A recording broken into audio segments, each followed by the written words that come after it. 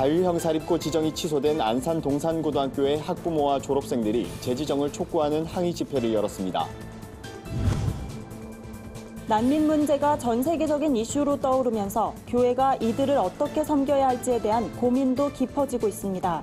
교회의 역할을 살펴봤습니다.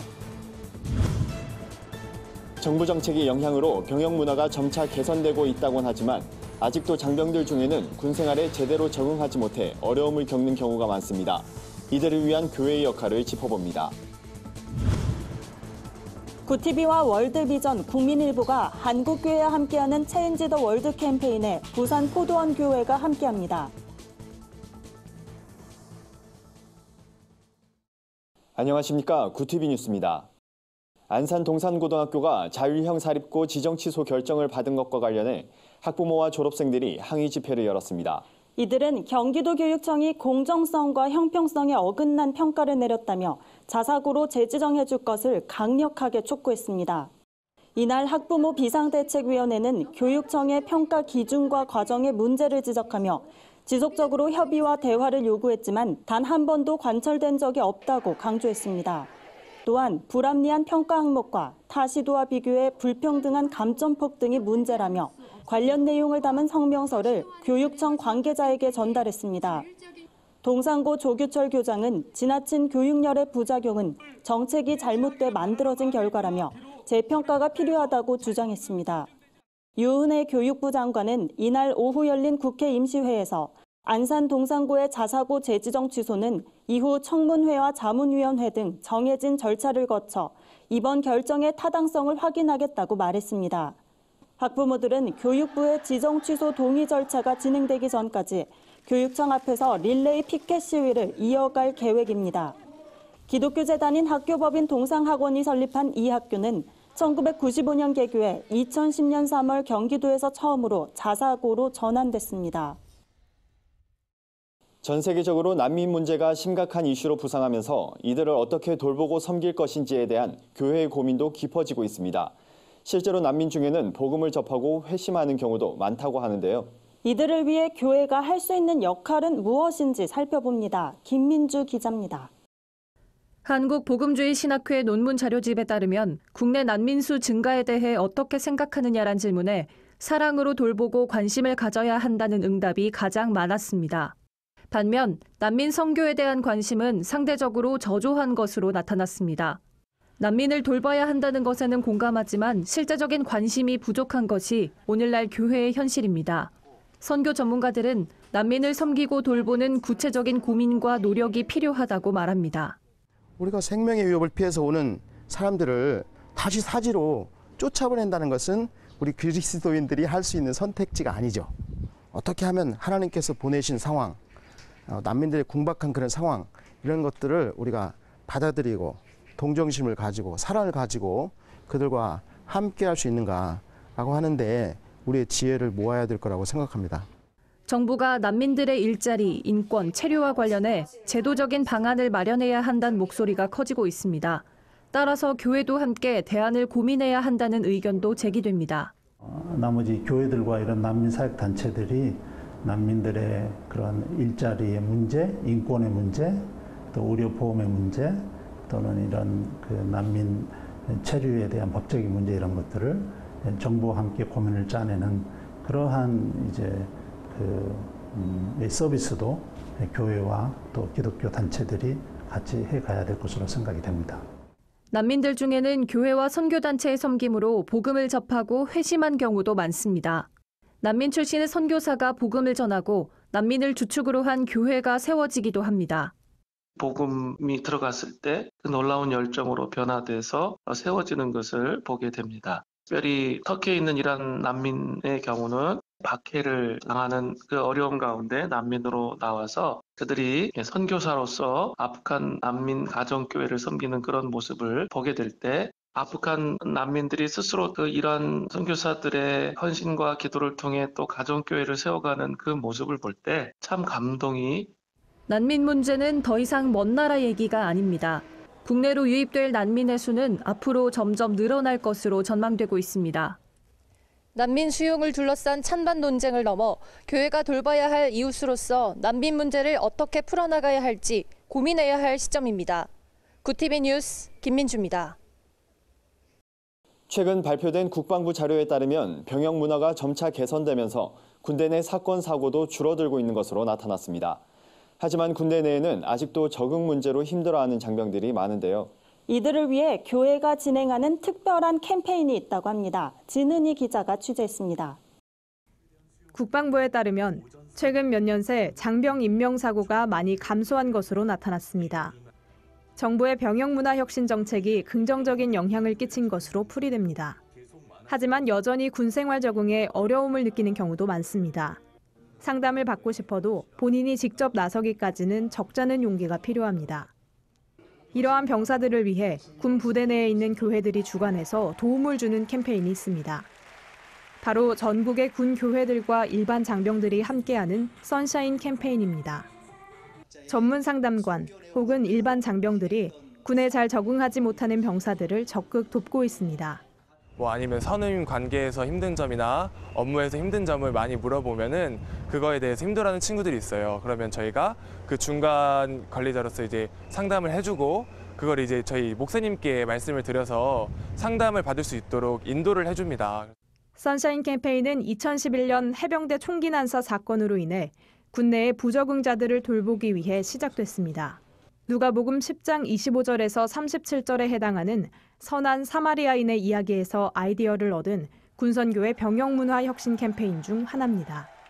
일반 병사 중 상담 병사로 뽑힌 장병을 비롯해 군종병과 군종 목사가 상담에 함께합니다.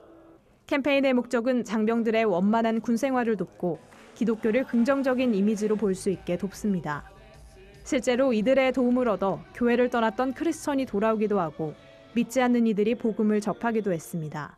또 그런 어려움 가운데 있는 사람들에게 따뜻한 말 한마디 해줬던 것들이 큰 영향이 되어서 그 부대가 사고 없는 부대가 되었고요. 전역한 이후에도 이 나라와 민족에 힘들고 어려운 사람들 도움을 줄 수 있는 그런 신앙인으로서 활약을 펼칠 것을 기대하면서 종교를 떠나 도움이 필요한 병사에게 손길을 내미는 선샤인 캠페인.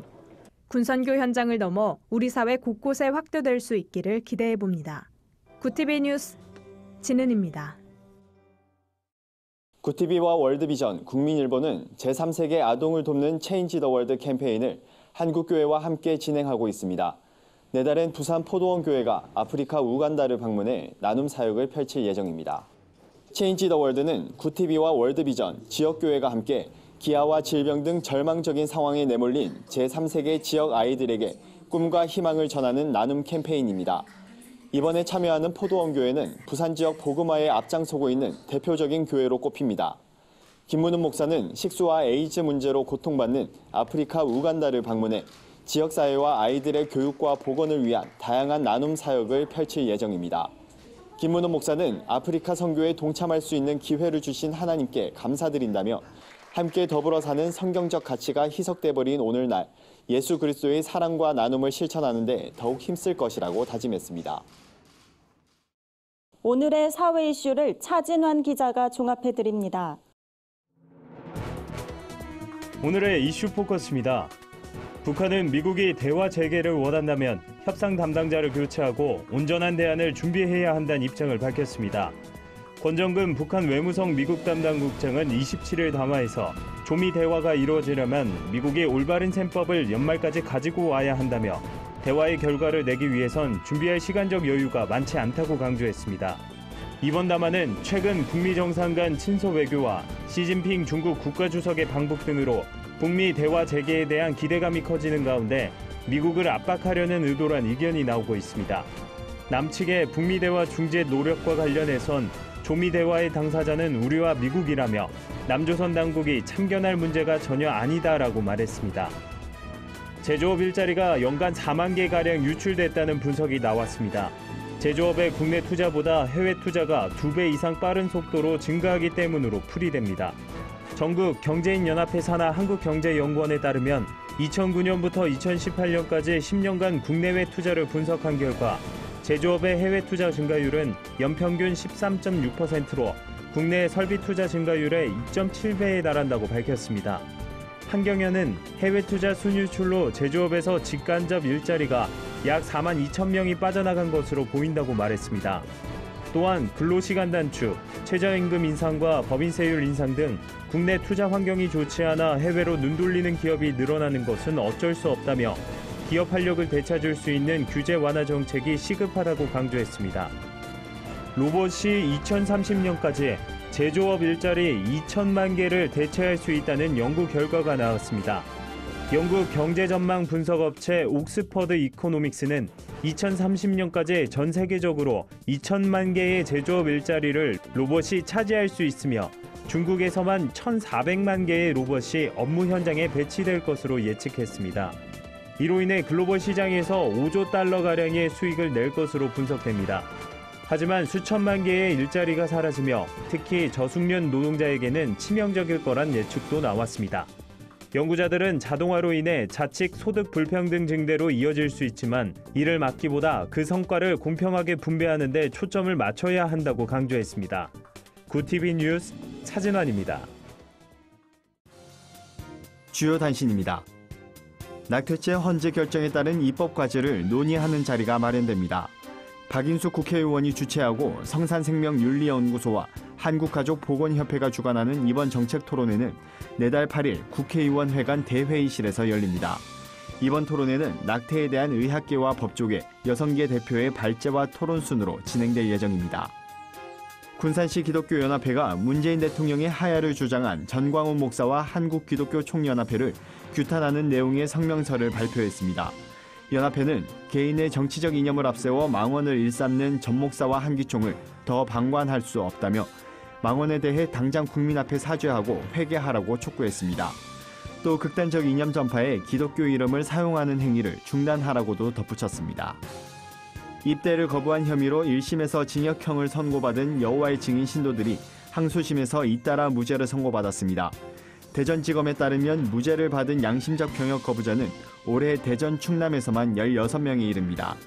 항소심 재판부는 피고인은 종교적 교리에 따라 병역 의무를 이행할 수 없다는 신념이 깊고 확고해 진정한 양심에 따른 병역 거부라고 판단했습니다.